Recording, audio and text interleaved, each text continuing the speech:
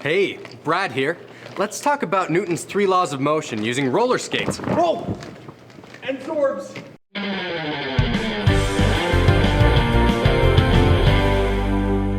So let's start with Newton's first law of motion.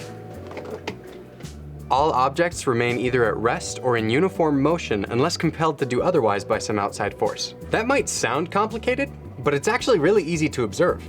Let's say these orbs represent, well, anything. Newton's first law applies to all matter in the universe. If this orb is standing still, it'll keep standing still unless something crashes into it.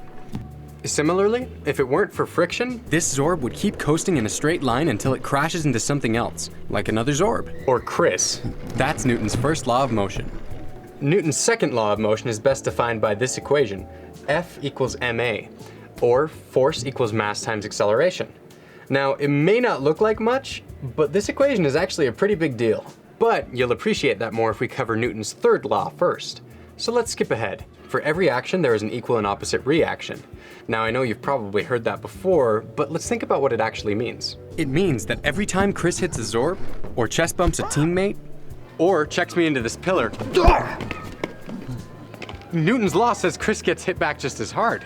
So why does he skate away like nothing happened? To answer that question, we'll double back to Newton's second law of motion. Again, the second law states that the force in a collision equals the mass times its acceleration. So if we did the math for each collision, we'd see that even though the forces are equal, because Chris has more mass than me, his teammate, or the guy in that Zorb, he accelerates less than we do.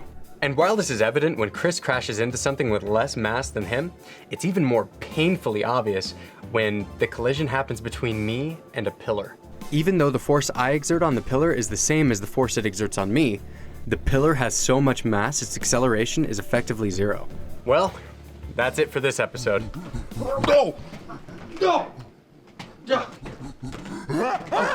All right, okay. You're right. It wasn't the pillar's mass that kept it from accelerating. It was really structural forces acting within the pillar that canceled out the force my body applied. And honestly, there were many forces involved in all of the collisions we looked at. We tried to isolate the collision force as best we could. We minimized the force of friction, for example, by putting everyone on roller skates. And the other forces were small enough that you couldn't really see their effect on our motion. That's it for this episode. A big shout out to the Classic Fun Center and Utah Bubble Sports for making this episode possible. You'll find links to their sites along with more science and research opportunities for BYU undergrads in the description below. No!